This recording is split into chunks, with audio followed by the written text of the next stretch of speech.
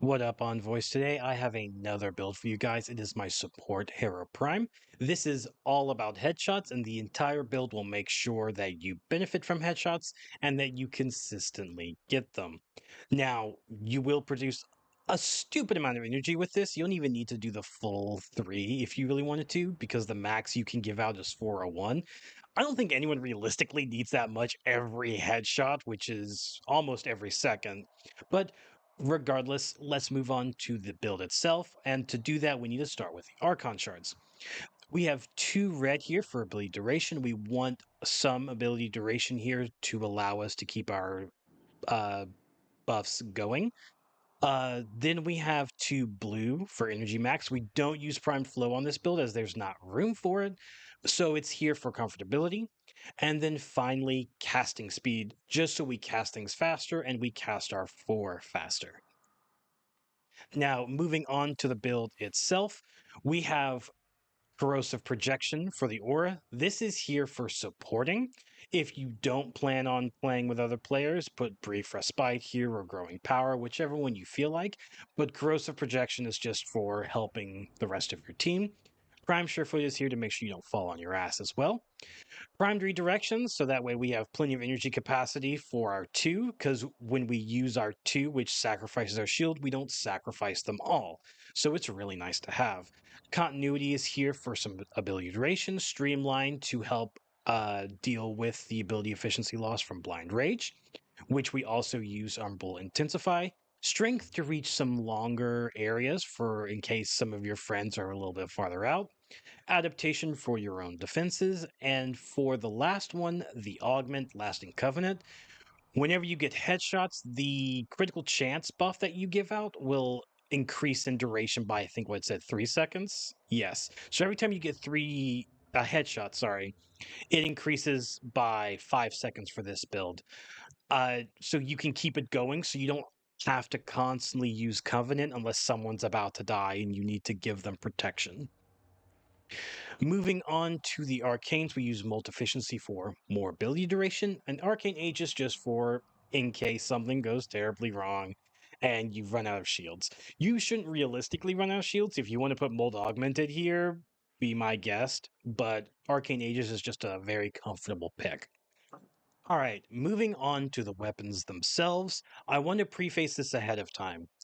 We're only realistically using the dual Toxocyst to kill things. The Scourge Prime is merely used to help us get headshots, and the dual Viciss is here as a backup weapon. I will still show you them. I won't really go into great detail about their builds, at least for the Scourge Prime, because we're mostly just throwing it. So, going over what the Scourge Prime actually does, I'll leave this open in case someone wants to just copy the build.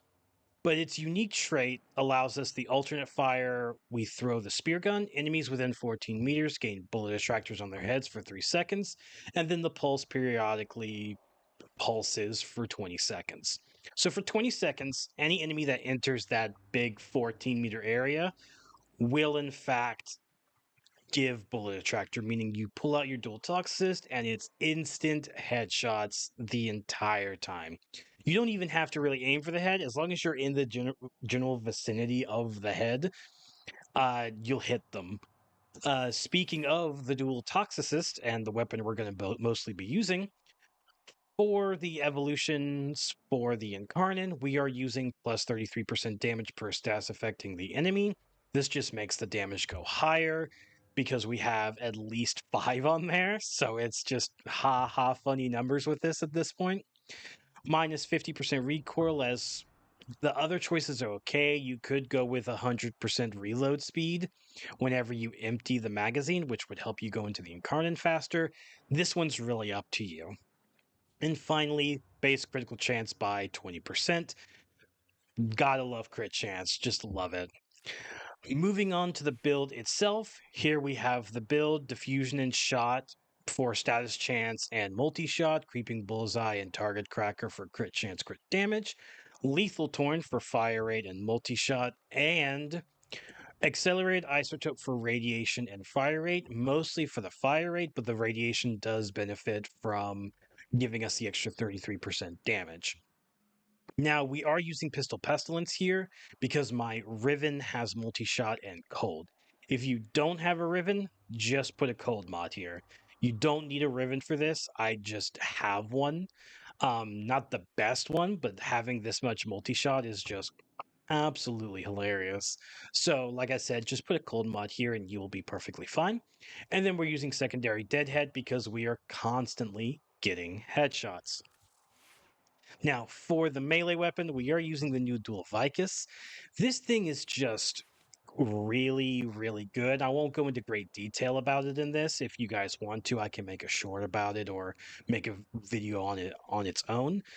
But its unique trait on weapon gas stats effect gain plus 8% movement speed and 7% attack speed for 10 seconds, stacks up to 5 times. Really fun weapon to use. I'll let you guys look at the build here for a second while I talk.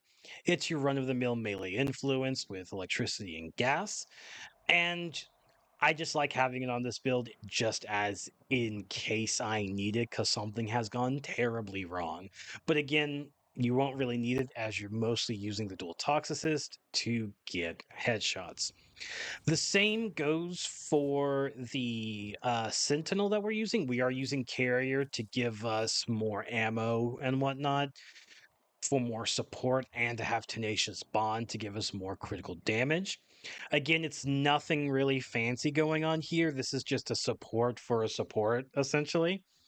You really don't need to do anything other than this. Again, I'm just showing you guys the build as there's nothing really to talk about here. And same with the Vulklok. It's just meant to give you enough crit chance to proc Tenacious Bond. However, the Vulklok here can in fact kill things on its own, so that does help you.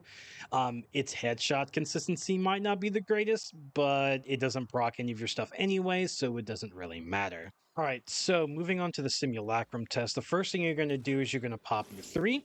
Get your energy / kill going. I normally stop around the 70 mark, but you can go higher if you feel more comfortable, as you can just easily get it all back. Next, you're going to use the Scourge Prime, activate its alt fire, throw it, pull out your dual Toxocyst, just start shooting, build Incarnon charge, activate Incarnon charge, and just hold fire. And they're all dead. And you just produced, I believe, at least over 5k energy within that short period of time. So if you have a friend who likes to just spam abilities all day, you got your back with this. Next, I'm just going to show the dual Viciss off, as some people might be interested in what it can do. So we're just going to come in here and melee these guys to death.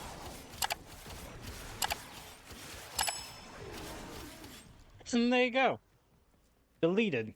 Next, we will be doing the Steel Path solo run, as you can do it solo. I didn't change the aura because I didn't really need to. But I do hope you guys enjoyed the video, and I will see you guys next time. Bye!